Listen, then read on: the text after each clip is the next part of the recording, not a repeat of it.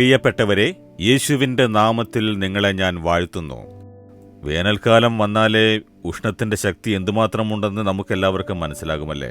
അതുകൊണ്ട് വെയിലത്ത് കുറച്ച് ദൂരം നടന്നാൽ നിങ്ങൾ എന്താണ് അന്വേഷിക്കാറ്? നിഴലിനെ തിരയും. അപ്പോൾ വെയിലത്ത് നടന്നാലേ നിഴലിൻ്റെ മഹിമയറിയൂ എന്ന് പണ്ട് പറയാറുണ്ട്. വെയിലത്ത് നടക്കും തോറും എവിടെയാണ് നിഴൽ എന്ന് തിരയും. നിഴലിൽ ചെന്ന് നിന്നാൽ മനസ്സിൽ ഉടനെ ഒരു വലിയ സന്തോഷം ഉണ്ടാകും, ഒരു സ്വസ്ഥത. ചൂടിനാക്കമുണ്ടാവുന്നത് നമുക്ക് മനസ്സിലാവും. അപ്പോൾ ചില പ്രശ്നങ്ങളും പോരാട്ടങ്ങളും വ്യാധികളും വെയിൽ പോലെ നമ്മെ ചുട്ടെരിച്ച് കഷ്ടപ്പെടുത്തി ബലഹീനരാക്കും. വെയിലത്ത് കുറേ നേരം നിന്നാൽ നമുക്ക് ബലഹീനത തോന്നും. നമ്മുടെ ശരീരം തളർന്നു പോകും. പല പ്രശ്നങ്ങളെയും അതുണ്ടാക്കും. അതുപോലെ ചില പ്രശ്നങ്ങളും പോരാട്ടങ്ങളും ബാധിപ്പുകളും ഉണ്ടാകുമ്പോൾ നമ്മുടെ ശരീരവും ആത്മാവും ബലഹീനതയുണ്ടാക്കി ചില ബാധിപ്പുകൾ നേരിടേണ്ടതായി വരും. അത്തരം പരിതസ്ഥിതികളിൽ എന്ത് ചെയ്യും? ദൈവം വാക്ക് തന്നിരിക്കുന്നത് നോക്കാം. യെശയ്യാവ് 51:16 എന്റെ കൈയുടെ നിഴലിൽ നിന്നെ മറച്ചിരിക്കുന്നു എന്ന് കർത്താവ് പറയുന്നു. കൈയുടെ നിഴൽ, കർത്താവിന്റെ കൈ. ഒരു ചെറിയ കൈയിൽ എന്തുമാത്രം നിഴലുണ്ടാവുമെന്ന് ചിന്തിക്കുകയാണോ? കർത്താവിന്റെ കൈ വളരെ വലുതാണ്. ആ വലിയ കൈകൊണ്ട് നമുക്കുഷ്ണവും മറ്റ് ബാധിപ്പുകളും ആക്രമിക്കാത്ത വിധം ഒരു നിഴലുണ്ടാക്കി സുരക്ഷിതമായി വഴി നടത്തുമത്രേ. എത്ര കരുതലുള്ളയൊരു ദൈവമാണെന്ന് കണ്ടോ? ചെറിയ കുട്ടികളെ, കൈക്കുഞ്ഞുങ്ങളെ അമ്മമാർ കൊണ്ടുപോകുമ്പോൾ നിങ്ങൾ കണ്ടിട്ടില്ലേ? വെയിലത്ത് നടക്കുമ്പോൾ വെയില് തന്റെ കുഞ്ഞിന്റെ മേൽ തട്ടും, അല്ലേ?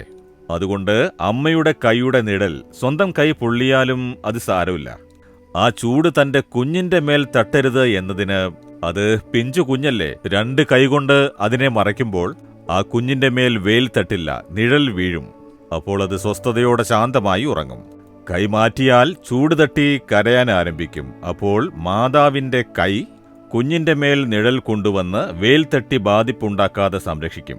അതേപോലെ നമ്മുടെ പിതാവായ ദൈവം നമുക്ക് മാതാവും പിതാവുമായി നിന്ന് സംരക്ഷിക്കുന്നു.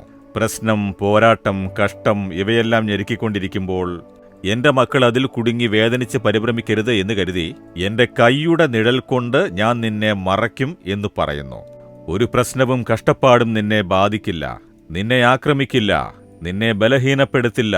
എന്റെ കൈയുടെ നിഴൽ കൊണ്ട് നിന്നെ മറയ്ക്കും. എത്ര അത്ഭുതവാനായ ദൈവം, അല്ലേ? ദൈവമാണ് പറയുന്നത്, എന്റെ മകനെ, മകളെ, ഇതെല്ലാം കണ്ട് പേടിക്കേണ്ട. നിന്റെ ജോലിയില് ചുട്ടുപൊള്ളുന്ന, കഷ്ടപ്പെടുത്തുന്ന വെയില് തട്ടുന്നുണ്ടോ? എന്റെ കൈയുടെ നിഴലിൽ നിന്നെ മറച്ച് നിന്നെ സംരക്ഷിച്ച് വഴി നടത്തും. നീ തളരരുത് എന്ന് പറയുന്നു. എന്തൊരു സന്തോഷം, അല്ലേ? ദൈവത്തെ നോക്കി പറയൂ, ദൈവമേ, അങ്ങ് തന്ന ഈ വാഗ്ദത്തത്തിന് നന്ദി. അങ്ങയുടെ കൈയുടെ നിഴലിൽ എന്നെ മറച്ച് ഉഷ്ണമേൽക്കാത്ത വിധം വെയിലിന്റെ ബാധിപ്പ് ഏർപ്പെടാതിരിക്കാനായി എന്നെ കാത്തു സൂക്ഷിച്ച് നടത്തുന്ന അങ്ങയുടെ കൈയുടെ നിഴലിന് നന്ദി. ഈ പ്രശ്നങ്ങളും പോരാട്ടങ്ങളും ഞെരുക്കങ്ങളും, ഇന്ന് ഞാൻ നേരിടുന്ന ഉപദ്രവവും അതെന്നെ ബാധിക്കാതെ അങ്ങയുടെ കൈയുടെ നിഴൽ കൊണ്ട് എന്നെ മറച്ച് സംരക്ഷിച്ച് വഴി നടത്തുന്നതിനായി സ്തോത്രം, സ്തോത്രം. യേശുവിന്റെ നാമത്തിൽ പ്രാർത്ഥിക്കുന്നു. ആമേൻ, ആമേൻ. Jesus readings Malayalam YouTube channel subscribe ചെയ്യുക. ബെൽ ഐക്കോൺ ക്ലിക്ക് ചെയ്യുക. ഞങ്ങളുടെ ദൈനംദിന പ്രോഗ്രാമുകളെക്കുറിച്ചുള്ള അപ്ഡേറ്റ് ലഭിക്കുവാൻ